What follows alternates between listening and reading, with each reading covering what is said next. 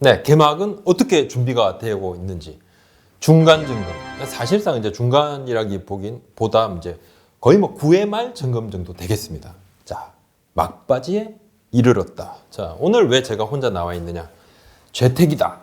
또 그리고 현장 취재다. 사람이 없습니다. 저밖에 없습니다. 그래서 오늘은 제가 혼자 좀 떠들겠습니다. 자, 그렇다면 개막 언제 할 것인가? 지금 이제 날짜가 3개가 나와 있죠. 야, 뉴스 보도가 쫙 나옵니다. 5월 1일, 5월 5일, 5월 8일. 셋 중 하나일 것 같은데 그렇다면 어디에다 물어봐야 되겠습니까? KBO밖에 없지 않습니까? 전화를 했습니다.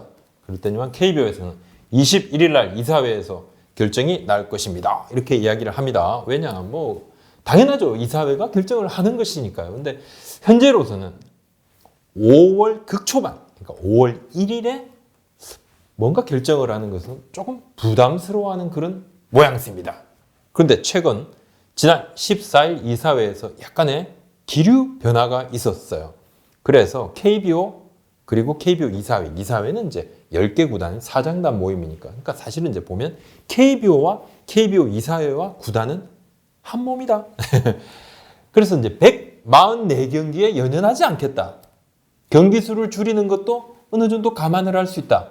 144경기를 다 치르고 싶지만 그것에 연연하는 그런 모습은 보이지 않겠다. 야단 맞지 않겠다는 이야기인데 그러면서 그렇다면 이제 144경기를 다 치르려고 그러면 현재로서는 더블헤드 월요일 경기를 해야 되는데 이 이야기를 꺼내는 것이 상당히 좀 조심스럽죠. 왜냐하면 이제 우리 선수층이 였지 않습니까? 선수가 부족하고 여기에 또 팀의 이제 감독님들께서 상당히 입이 이만큼 튀어나와 있거든요. 그래서 이 이야기는 하지 않지만 아마도 일정 부분은 이것을 소화를 할 수밖에 없지 않겠느냐. 현재로서는 뭐 KBO 내부 분위기는 이사회를 열어봐야겠지만은 사장단들 모이면 또 이야기가 조금 달라지거든요. 결정이 나야 되겠지만 1일보다는 5일이나 8일 쪽으로 조금 움직임이 있는데 그 안에 이제 정부에서 지금 강도 높은 사회적 거리두기에서 생활 방역으로 체계를 조금 변화하는 이 부분, 이 타이밍을 언제 잡느냐 이것이 가장 큰 변수가 될 것 같습니다. 근데 최근에는 이제 뭐 거의 며칠 연속 한 30명, 20명대에서 이렇게 추가 확진자가 나오고 있기 때문에 조금은 이런 분위기가 조금 무르익지 않느냐 상당히 조심은 하고 있습니다. 야구계에서. 왜냐? 뭐 선수단에서 확진자가 나오거나 또 의심자가 나오면 또 21일부터 하는 연습 경기도 올 스톱 되는 것은 당연하지 않습니까? 자, 그 부분은 생각을 하고 있습니다. 21일부터는 팀 간 연습 경기, 교류전이 열리고요. 그리고 몇 경기는 이제 보니까 야간 경기의 적응력을 높이겠다 해서 야간 경기로 실시를 한다고 합니다. 지난 14일 이사회에서 하나 좀 특별한 거를 결정을 했습니다. 뭐냐? 11월 15일 이후 그리고 11월 15일이 걸리는 포스트 시즌의 시리즈에는 무조건 고척돔에서 중립 경기를 하겠다 이렇게 못을 박았어요. 자, 어쩔 수가 없는 거죠. 이제 개막이 이렇게 뒤로 밀리다 보니까 한 달 이상 뒤로 밀리다 보니까 고척돔에서 날씨가 좀 추워도 경기를 치르겠다 이렇게 이야기를 했는데 이 이야기가 나오자마자 벌써부터 말이 나옵니다. 형평성을 무시한 처사가 아닌가. 아주 일부에서 그 말이 나왔습니다. 아주 일부에서 그 말이 나왔는데 제가 이제 이 말을 듣고 어떤 생각이 드느냐. 그렇다면 11월 15일 이후에는 추워서 우리 경기를 못합니다.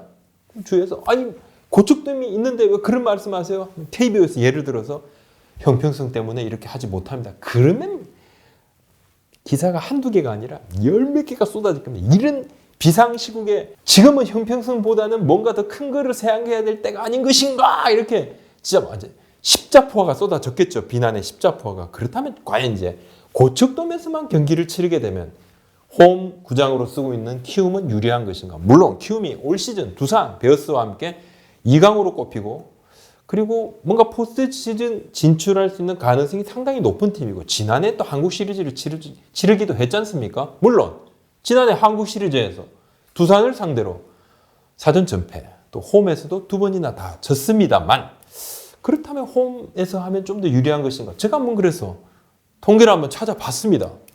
홈이 유리한 것이 맞습니다. 지난해 기준으로 숫째 10개 구단이 전부 홈에서 더 잘했습니다. 대단합니다.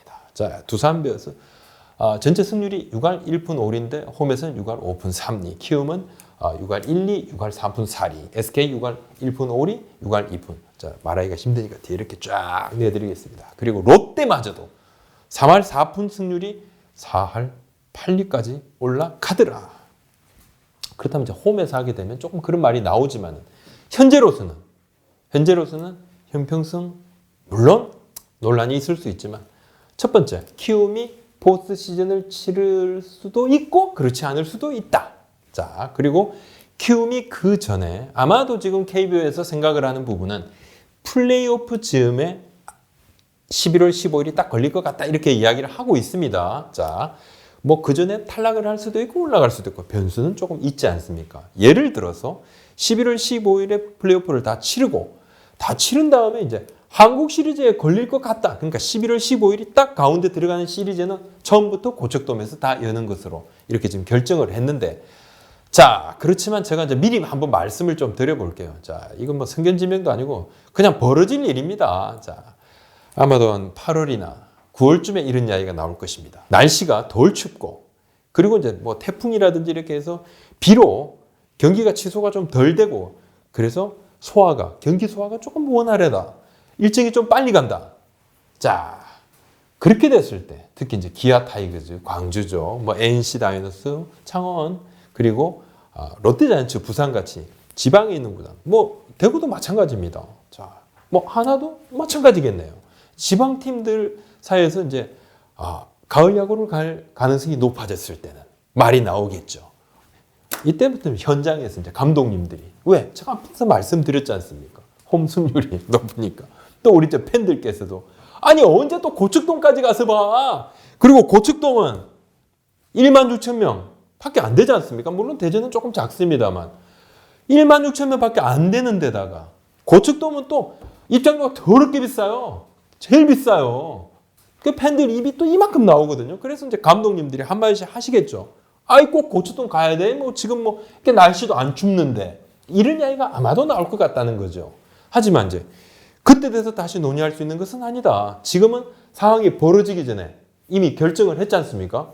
그렇다면 이제 따라야 되는데 지금은 이렇게 확정을 해놓고 나중에는 이제 또 이사회에서는 이런 이야기가 안 나오죠. 왜냐하면 도장을 꽝꽝 찍으신 분들이기 때문에. 하지만 이제 바로 감독님들께서 주로 이제 현장에서 이런 이야기가 나오면서 근데 감독님께서 딱 말씀하시면 우리 팬들을 위해서 어쩔 수 없이 이렇게 좀 해는 것이 좋은 것 아닌가 이런 말씀들을 하실 수도 있다. 아마도 그럴 것 같은데 미리 이제 제가 좀 말씀을 드리면 지금은 좀 비상시국이고 아마도 지금 우리가 이렇게 겪고 있는 이 불편함이 금방 또 잊혀집니다. 아마도 100% 지난 날로 돌아갈 수는 없겠지만 언제까지나 지금 이런 긴장감을 유지할 수가 없잖아요. 6월이 되고 7월이 되고 우리가 일상으로 조금 더 돌아가면 언제 우리가 그렇게 악수도 하지 않고 마스크 맨날 끼고 그냥 엘리베이터에서 전부 말 한마디 하지 않고 말하면 눈치 주고 자, 그런 시간들을 조금 우리가 망각할 그런 여지가 있다. 그렇게 되면 이제 이 이야기가 또 나올 것이죠. 자, 그때 나오게 되면 또 제가 방송 한번 하겠습니다. 이 화면을 그대로 놔뒀다가 그때 제가 이런 말씀 드리지 않았느냐. 자, 이런 것까지도 좀 감안을 해야 되는데 여하튼 그래서 고척돔 중간 경기, 중립 경기는 치르게 된다. 이렇게 말씀을 좀 드립니다. 자, 우리가 이제 이 개막이라든지 팀 간 연습 경기라든지 이 모든 것은 지금 우리가 이제 방역을 좀 잘하고 있고 우리 국민들께서 또 의료진들께서 다 정말 최선을 다해 주시고 정부에서도 마찬가지로 뭐 질병관리본부도 열심히 좀 했지 않습니까? 다 잘하고 계신데 우리가 조금이라도 방심해서 다시 또 확진자가 늘어나고 혹시나 선수단에서 뭐 의심자가 나오거나 확진자가 나오면 말짱 도루묵이다. 제가 말씀 한번 드리겠습니다.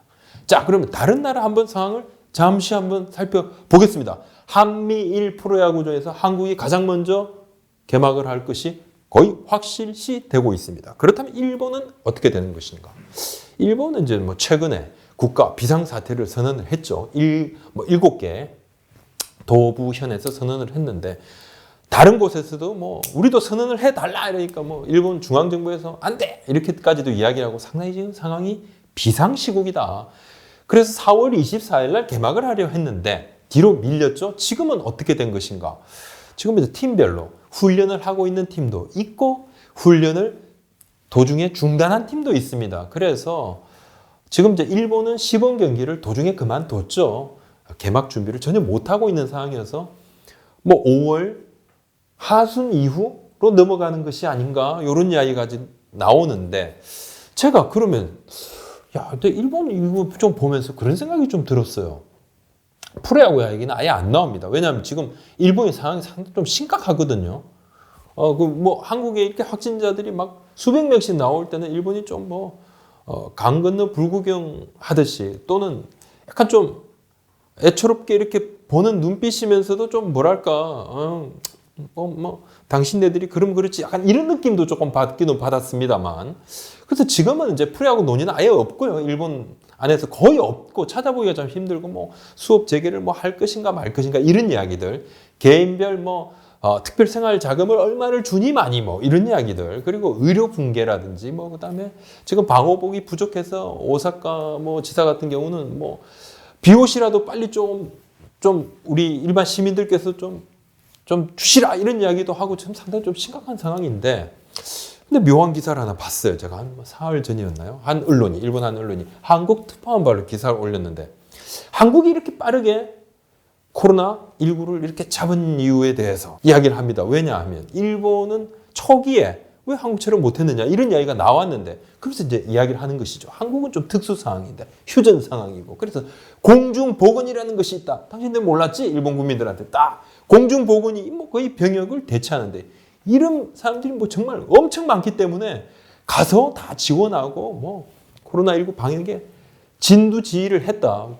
일본은 못하지 않느냐. 그러면서 한국은 또 주민등록번호라는 것이 있어서 마스크를 이렇게 다 나눠줬어요. 우리 못하는 것이 아닌가 이러면서 자 그러면 또 이야기도 합니다. 드라이브 스루 이 검사는 2009년에 미국 스탠포드 대가 먼저 했던 거다. 신종플루 때. 한국이 처음 한 것도 아니야. 이렇게 이야기하는 사실 우리 한국에서 먼저 처음 했다는 이야기도 아니고 그렇게 따진다면 우리 집 앞에 있는 맥도날드의 드라이브 스루는 수십 년 됐는데 여하튼 이 말씀도 한번 드려봅니다. 이러면서 일본은 최근에 이 상황을 일본은 하고 싶어도 못한다.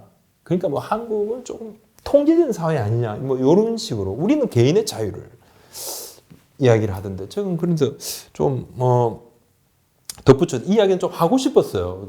좀 저도 저 속이 상하더라고요. 왜 그러느냐. 물론 생각들이 많이 다르시겠지만 저는 이제 우리나라는 언론 자유가 상당히 좀 주어져 있는 나라다. 저 개인적으로 그렇게 생각합니다. 이건 정치 이야기 아닙니다. 저는 정치를 잘 모릅니다. 사실은 좀 알고 있지만 말하고 싶지 않습니다. 자, 스포츠만 한번 봐도 우리 막 씁니다. 기자들.